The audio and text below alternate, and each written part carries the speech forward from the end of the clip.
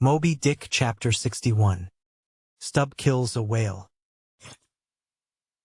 If to Starbuck the apparition of the squid was a thing of portents, to Queequeg it was quite a different object. "When you see him, quid," said the savage, honing his harpoon in the bow of his hoisted boat, "then you quick see him parm whale." The next day was exceedingly still and sultry, and with nothing special to engage them, the Pequod's crew could hardly resist the spell of sleep induced by such a vacant sea. For this part of the Indian Ocean through which we then were voyaging is not what whalemen call a lively ground. That is, it affords fewer glimpses of porpoises, dolphins, flying fish, and other vivacious denizens of more stirring waters, than those off the Rio de la Plata, or the inshore ground off Peru.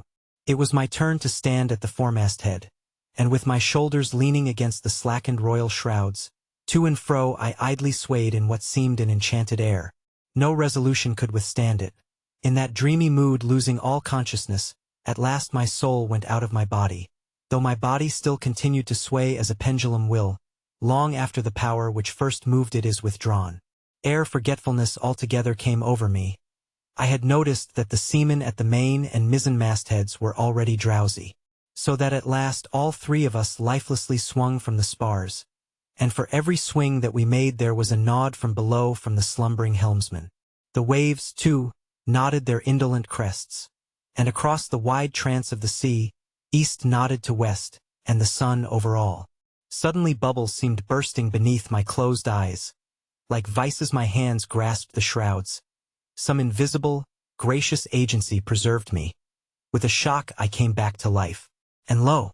Close under our lee, not 40 fathoms off, a gigantic sperm whale lay rolling in the water like the capsized hull of a frigate. His broad, glossy back, of an Ethiopian hue, glistening in the sun's rays like a mirror, but lazily undulating in the trough of the sea, and ever and anon tranquilly spouting his vapory jet. The whale looked like a portly burgher smoking his pipe of a warm afternoon. But that pipe, poor whale, was thy last. As if struck by some enchanter's wand, the sleepy ship and every sleeper in it all at once started into wakefulness, and more than a score of voices from all parts of the vessel, simultaneously with the 3 notes from aloft, shouted forth the accustomed cry, as the great fish slowly and regularly spouted the sparkling brine into the air. "Clear away the boats!" "Luff!" cried Ahab, and obeying his own order, he dashed the helm down before the helmsman could handle the spokes. The sudden exclamations of the crew must have alarmed the whale, and ere the boats were down, majestically turning, he swam away to the leeward, but with such a steady tranquility, and making so few ripples as he swam, that thinking after all he might not as yet be alarmed, Ahab gave orders that not an oar should be used, and no man must speak but in whispers. So seated like Ontario Indians on the gunwales of the boats, we swiftly but silently paddled along, the calm not admitting of the noiseless sails being set. Presently, as we thus glided in chase, the monster perpendicularly flitted his tail 40 feet into the air, and then sank out of sight like a tower swallowed up. "There go flukes!" was the cry, an announcement immediately followed by Stubbs producing his match and igniting his pipe, for now a respite was granted. After the full interval of his sounding had elapsed, the whale rose again, and being now in advance of the smoker's boat, and much nearer to it than to any of the others, Stubb counted upon the honor of the capture. It was obvious, now, that the whale had at length become aware of his pursuers. All silence of cautiousness was therefore no longer of use. Paddles were dropped, and oars came loudly into play, and still puffing at his pipe, Stubb cheered on his crew to the assault. Yes, a mighty change had come over the fish. All alive to his jeopardy, he was going head out, that part obliquely projecting from the mad yeast which he brewed. It will be seen in some other place of what a very light substance the entire interior of the sperm whale's enormous head consists. Though apparently the most massive, it is by far the most buoyant part about him, so that with ease he elevates it in the air, and invariably does so when going at his utmost speed. Besides, such is the breadth of the upper part of the front of his head, and such the tapering cutwater formation of the lower part, that by obliquely elevating his head, he thereby may be said to transform himself from a bluff-bowed sluggish galliot into a sharp-pointed New York pilot boat. Start her, my men. Don't hurry yourselves.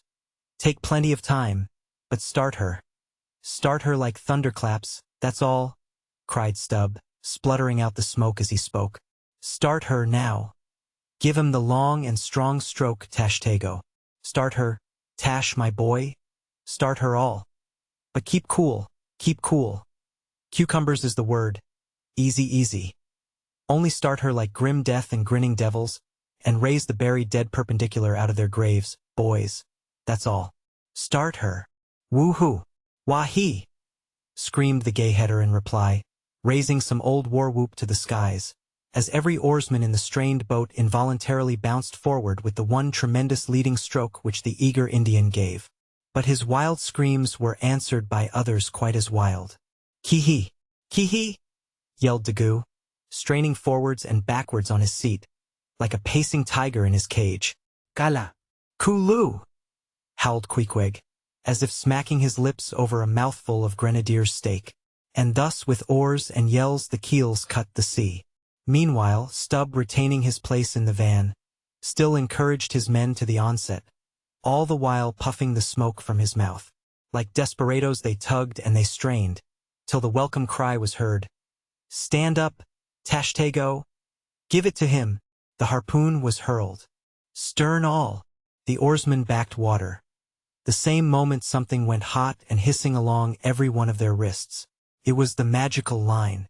An instant before, Stubb had swiftly caught 2 additional turns with it round the loggerhead, whence, by reason of its increased rapid circlings, a hempen blue smoke now jetted up and mingled with the steady fumes from his pipe.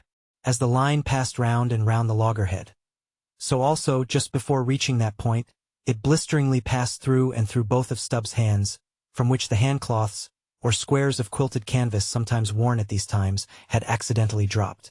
It was like holding an enemy's sharp 2-edged sword by the blade, and that enemy all the time striving to wrest it out of your clutch. "Wet the line! Wet the line!" cried Stubb to the tub oarsman, him seated by the tub, who, snatching off his hat, dashed sea-water into it. More turns were taken, so that the line began holding its place. The boat now flew through the boiling water like a shark all fins. Stubb and Tashtego here changed places, stem for stern, a staggering business truly in that rocking commotion. Partly to show the indispensableness of this act, it may here be stated that, in the old Dutch fishery, a mop was used to dash the running line with water. In many other ships, a wooden piggin or bailer is set apart for that purpose. Your hat, however, is the most convenient. From the vibrating line extending the entire length of the upper part of the boat, and from its now being more tight than a harpstring, you would have thought the craft had 2 keels, one cleaving the water, the other the air, as the boat churned on through both opposing elements at once. A continual cascade played at the bows, a ceaseless whirling eddy in her wake, and, at the slightest motion from within, even but of a little finger, the vibrating, cracking craft canted over her spasmodic gunwale into the sea. Thus they rushed, each man with might and main clinging to his seat, to prevent being tossed to the foam, and the tall form of Tashtego at the steering or crouching almost double, in order to bring down his center of gravity. Whole Atlantics and Pacifics seemed past as they shot on their way, till at length the whale somewhat slackened his flight. Haul in, cried Stubb to the bowsman, and, facing round towards the whale, all hands began pulling the boat up to him, while yet the boat was being towed on. Soon ranging up by his flank, Stubb, firmly planting his knee in the clumsy cleat, darted dart after dart into the flying fish. At the word of command, the boat alternately sterning out of the way of the whale's horrible wallow, and then ranging up for another fling. The red tide now poured from all sides of the monster like brooks down a hill. His tormented body rolled not in brine but in blood, which bubbled and seethed for furlongs behind in their wake. The slanting sun playing upon this crimson pond in the sea, sent back its reflection into every face, so that they all glowed to each other like red men. And all the while, jet after jet of white smoke was agonizingly shot from the spiracle of the whale, and vehement puff after puff from the mouth of the excited headsman, as at every dart, hauling in upon his crooked lance, by the line attached to it, Stubb straightened it again and again, by a few rapid blows against the gunwale, then again and again sent it into the whale. Pull up! Pull up! He now cried to the bowsman, as the waning whale relaxed in his wrath. Pull up! Close to! And the boat ranged along the fish's flank. When reaching far over the bow, Stubb slowly churned his long sharp lance into the fish, and kept it there, carefully churning and churning, as if cautiously seeking to feel after some gold watch that the whale might have swallowed, and which he was fearful of breaking ere he could hook it out. But that gold watch he sought was the innermost life of the fish. And now it is struck. For, starting from his trance into that unspeakable thing called his flurry, the monster horribly wallowed in his blood, overwrapped himself in impenetrable, mad, boiling spray, so that the imperiled craft, instantly dropping astern, had much ado blindly to struggle out from that frenzied twilight into the clear air of the day. And now, abating in his flurry, the whale once more rolled out into view, surging from side to side, spasmodically dilating and contracting his spout hole, with sharp, cracking, agonized respirations.